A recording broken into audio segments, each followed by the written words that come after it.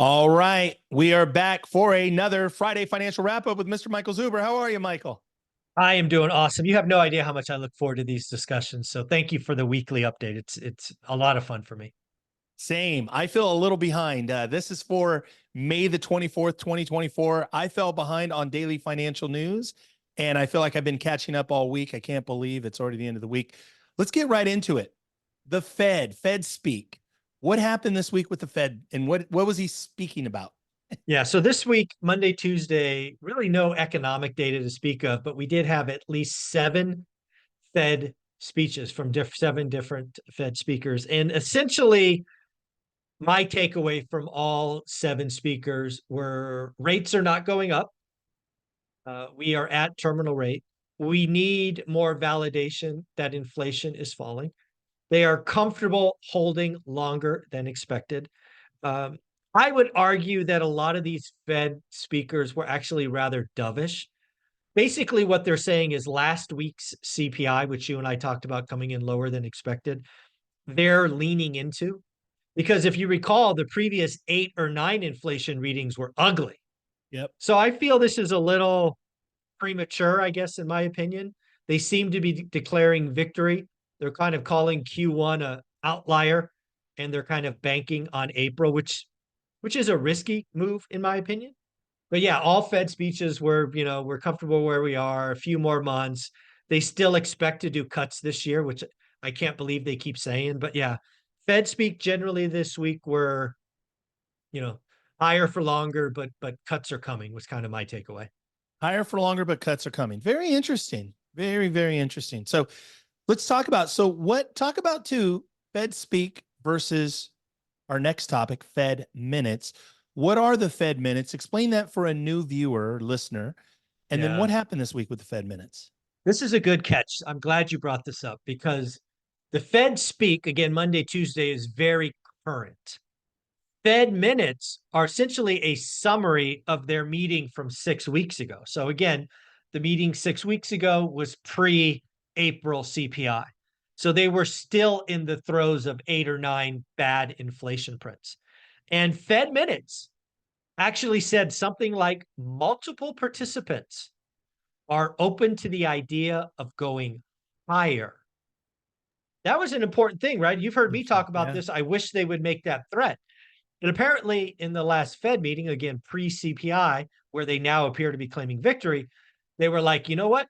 We may have to hit them one more time. Now, again, Interesting. it wasn't all of them. They said multiple participants, which to me means probably three, maybe four. And again, I think it's important for the Fed to talk about going higher. I mean, especially in the throes of 8 bad inflation prints. Right. But yeah, generally speaking, the Fed minutes were concerning. But again, more recent Monday, Tuesday, again, that seems to be ages ago. They're now happy with where they are. Wow. Well, I guess we just have to keep our ear to the ground and keep watching our daily financial news. Let's keep going. So Jamie Dimon, he's a hero of yours, a hero of mine. Who is he for a new listener, new viewer? And what was Jamie Dimon talking about this week? Yeah, Jamie Dimon is largely to believe the best banker on the planet. He is, of course, the CEO of JP Morgan. Interestingly enough, also this week, Jamie Dimon hinted that retirement may be closer than people think. In the stock market, and the stock fell 4% that day. So, what is a good CEO worth? Apparently 4%. But I digress. What Jamie Dimon said in his speech on Wednesday was stagflation is the worst possible outcome. Stagflation is more likely than people give credit. He said that you would probably wish for a hard landing versus stagflation, which is actually something Charlie Munger said before his passing. Yeah. You would much rather have a hard landing than stagflation. The Fed can't win with stagflation. The only thing that fixes it is time and pain. A recession can be fixed by the Fed. And then lastly, the last thing that Jamie Dimon said is, the Fed may have to hit rates one more time, meaning go up. So Jamie Dimon is talking about the Fed potentially going higher. So I think it's important because again, something Jerome Powell said in the last meeting was he doesn't see the stag or the inflation. I fear that quote may turn into transitory because I think Interesting. Jamie Dimon's right. Stagflation is the worst possible outcome and more likely than people think. So I think he's right again. Very, very interesting. Very interesting time. So again, higher for longer and even maybe a rate increase Possible. I mean, Jamie possible. Dimon's talking about it. Again, I don't think anybody thinks it's likely, but that's not the point. The point is it's possible. It's a possibility. Right. And It's a that's po- we're important. not through the woods. Yeah. I mean, how could you know? Right. Right. Why declare victory early? That just doesn't make sense to me. Yeah. And I want to just again digress a little bit in that, I'm talking to a friend yesterday and I'm underwriting a deal and I'm like, dude, we don't know what interest rates are going to be in September. They could be 8%, They could. 7.5%. They could be 6.5%. You Yeah. just don't know. You just don't know. It's such a weird time. So Yeah. let, let's continue. PMI, services and manufacturing. Break that down for the viewer. Break that down for Yeah. me. Yeah. This was an important reading that came out Thursday morning. Um, Basically, we get what's called a flash report each month from the service side of the economy and the manufacturing economy. Now, the numbers that they report are frankly irrelevant to the average consumer. What is important is expectations and actuals, and is it above or below 50?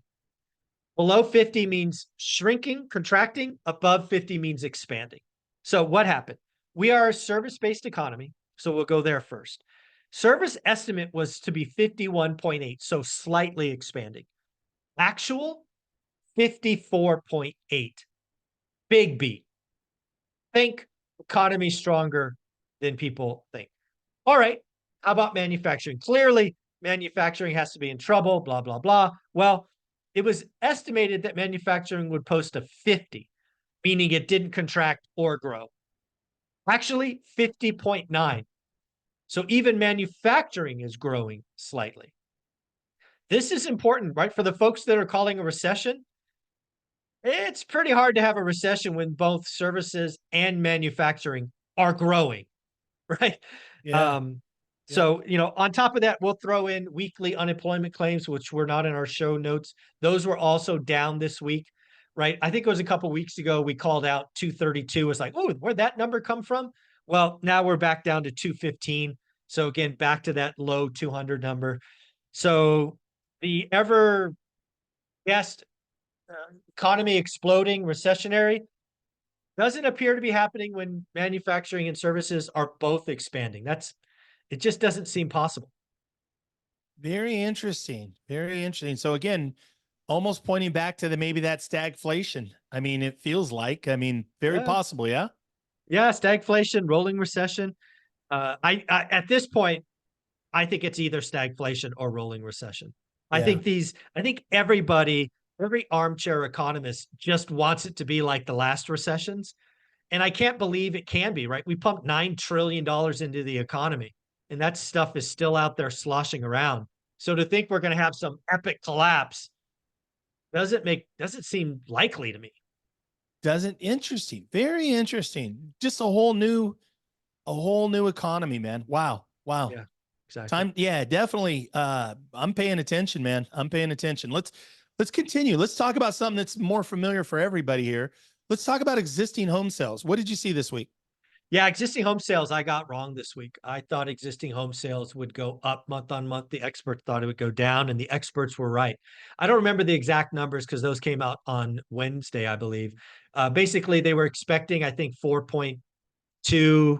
I was expecting under that. It came in slightly above, or came in, I'm sorry, reverse. I was expecting existing home sales to go up. My apologies. They were expecting them to go down, and they were right. So swing and a miss for me. I actually, when I thought about it, I'm like, you idiot. You've been telling everybody interest rates matter. And why is that important? It's because in April, which was the report, rates were at 7.5. Right. And 7.5, as we've learned, kills demand. It's a breaking point. Yep. It's a breaking point. So I got that wrong. I was looking at current rates, which were 7, not remembering April was 7.5. So existing home sales disappointed this month and actually shrank. So we're still below 4.2. Interesting. And I mean, what is your thought kind of going forward, finishing the year, right? I know we're almost mid-year, right? It's almost Yeah.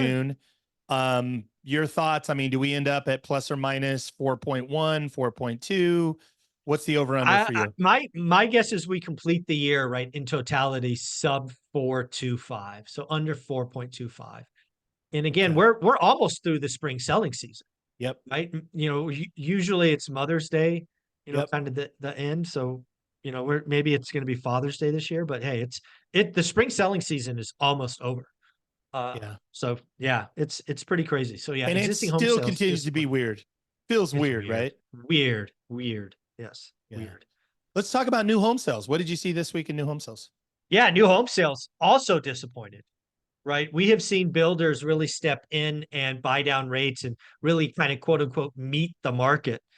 Well, they were down 4.7% month on month, down 7.7% year on year. New home sales were a big disappointment.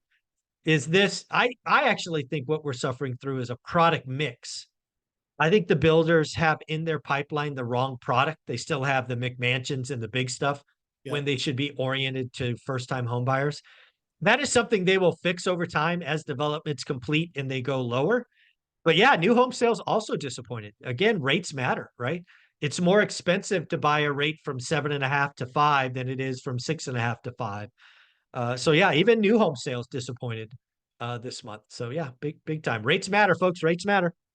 I don't know if it's just my own noticing and awareness or not, but I swear all of a sudden, every day in my email, I'm getting emails from the new subdivisions, the I've, new home builders talking about promotions, I've cooperative seen that commissions, too. things of that. So I've seen I, that too. Yeah. I didn't see that for feels like for years. I haven't seen it. And all of a sudden now it's happening. So very interesting. Let's continue. Joseph Wang. Yeah. Tell who is One of he the and what happened this week with Joseph?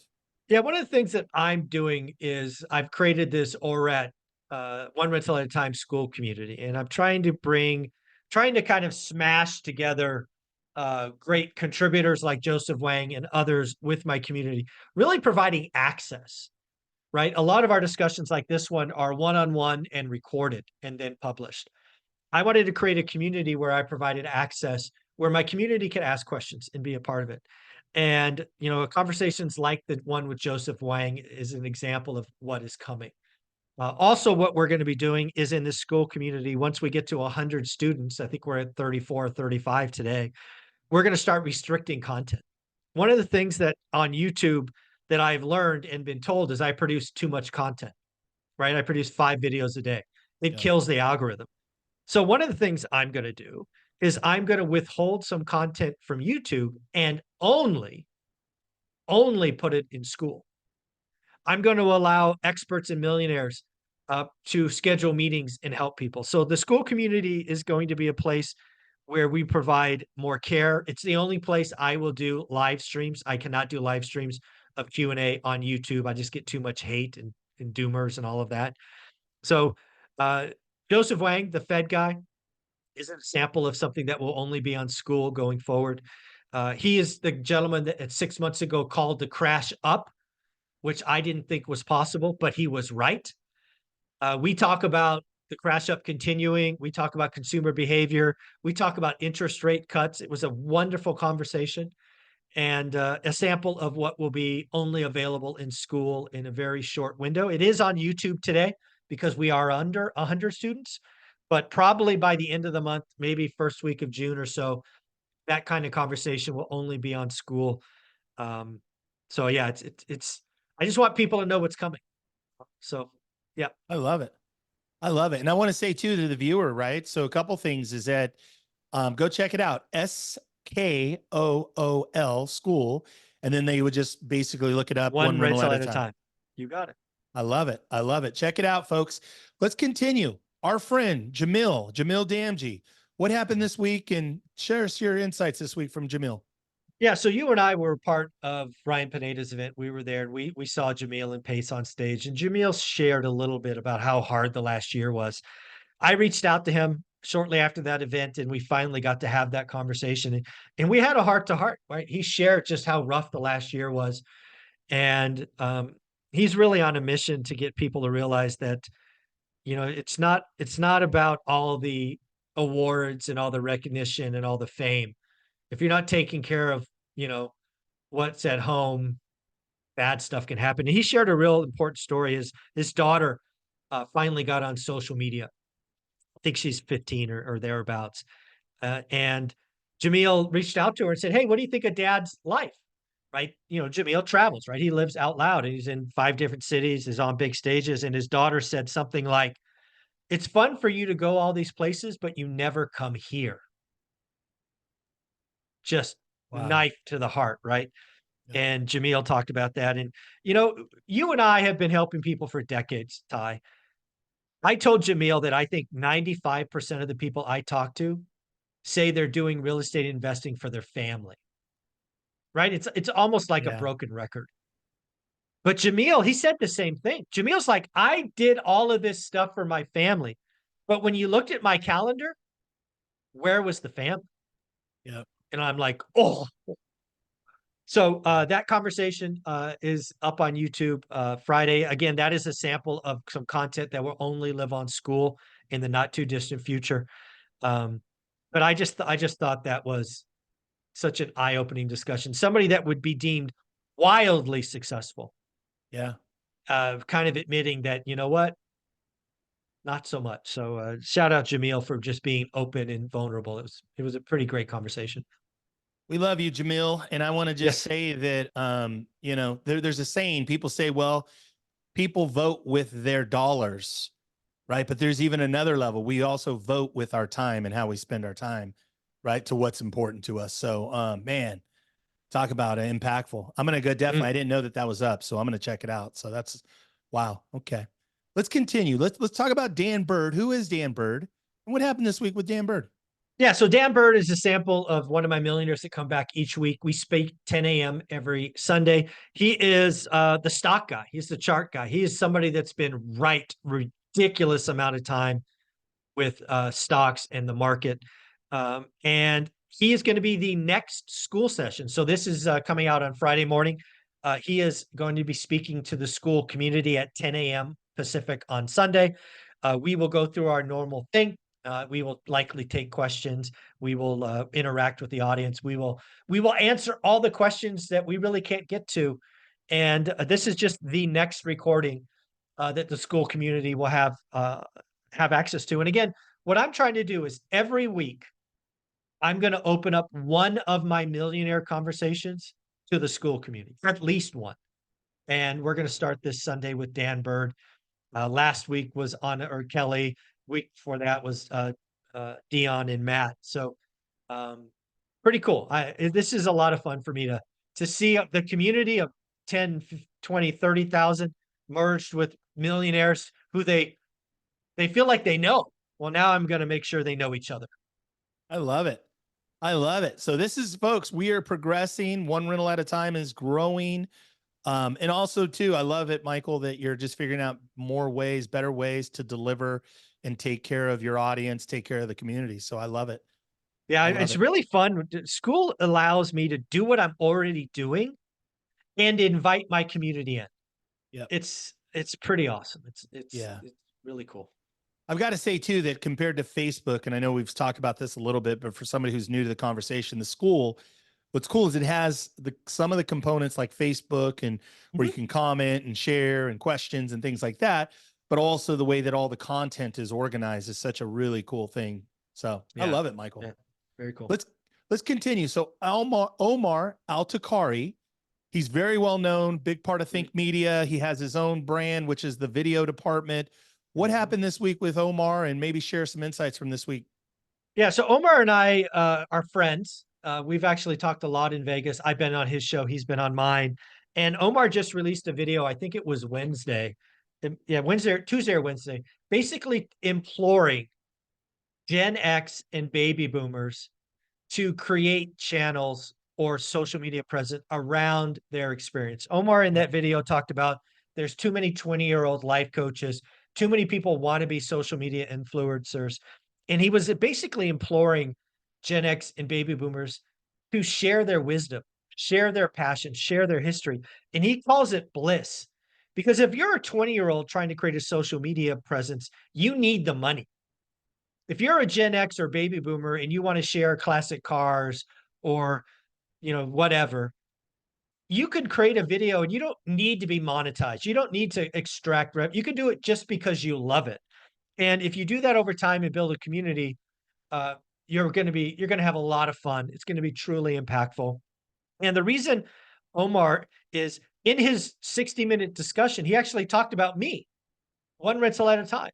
He talked about how created content and then a book and then this and then that. And he's like, hey, other people like Michael should do this. So I reached out to him and he agreed to be a part of the school community on Monday at 8 a.m., which I think is Memorial Day, but I think it's a Yeah. holiday. Yeah. So no excuses for not coming.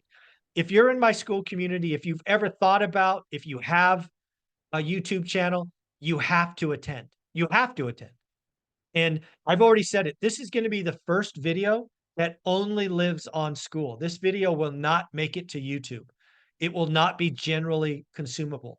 I am going to have this 60-minute conversation where we take questions, we have ideas, we brainstorm, we bring value. I've even opened it up to Omar's community so we can merge our communities together and we could just grow and provide value. So Omar is the next scheduled school participant. The video will only be available on school, and that is 8 a.m. Monday morning, Memorial Day. So no excuses if you have a job. I love it. Folks, you need to be there Monday morning. A couple of things in the show notes, we will post the location and link for school.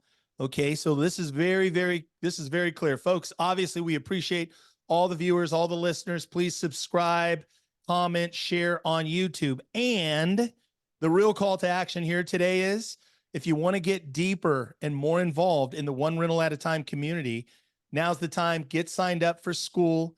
It's pennies.